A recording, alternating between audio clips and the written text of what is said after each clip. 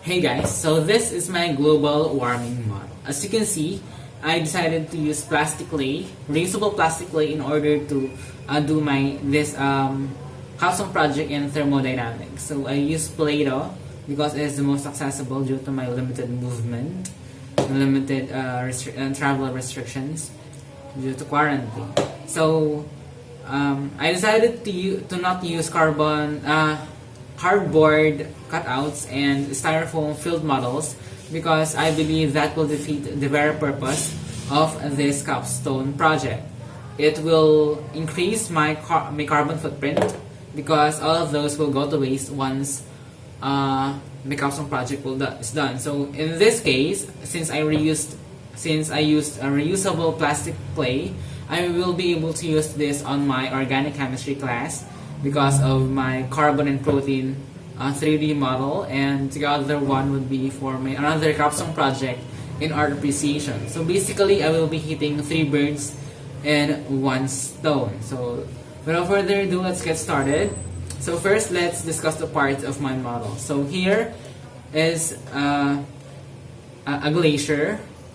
This is a mountain of glaciers. So this is made of ice. And this dark blue here represents all the Earth's water. So this yellow block here represents the sun. So this, of course, there's no warming if there's no heat source. This is our main heat source. Next would be this. So this represents the cold temperatures, and this orange here represents the hot temperature, and this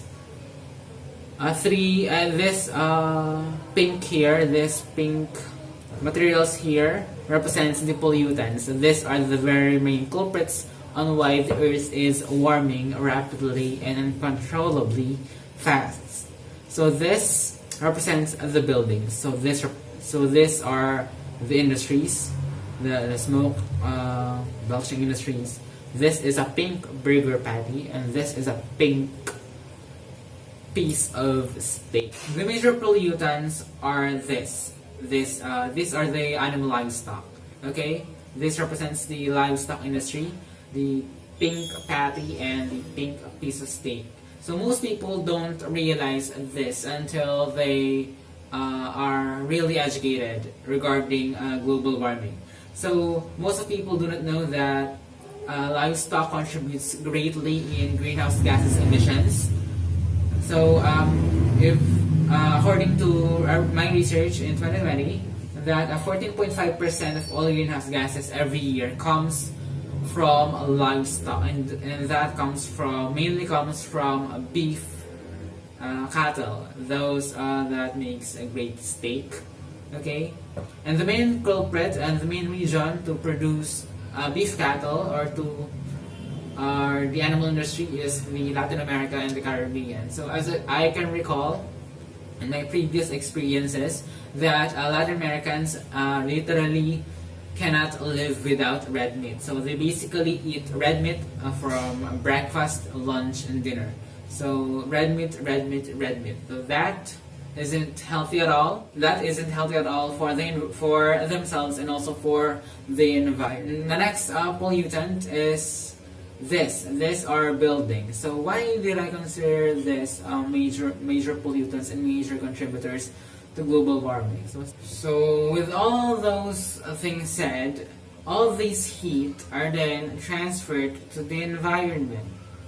So when the heat is transferred to is released in our environment, and the cold becomes, and this coldness or the comfort zone embraces humans.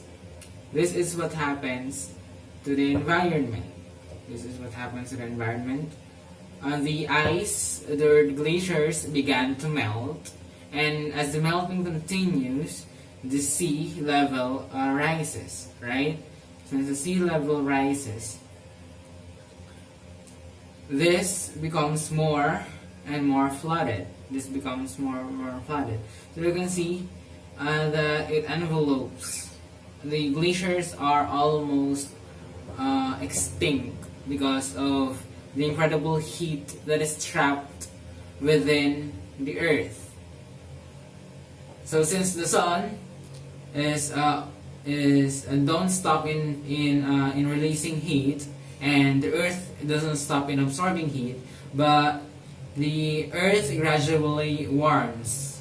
So normally, when the Earth receives heat, it also reflects heat. It allows heat to escape. But unfortunately, because of this major pollutants and because of the desire of man to be comfortable at all times, because of the greenhouse gases, the ozone layer or our atmosphere that protects us or that lets the heat outside is destroyed. So the heat is trapped inside, which makes the earth warmer and warmer. So as the earth gets warmer, this water or these rising sea levels will eventually reach humans, and that could destroy lives, just like what happens when typhoons come, because typhoons are generally influenced by the current state of our nature.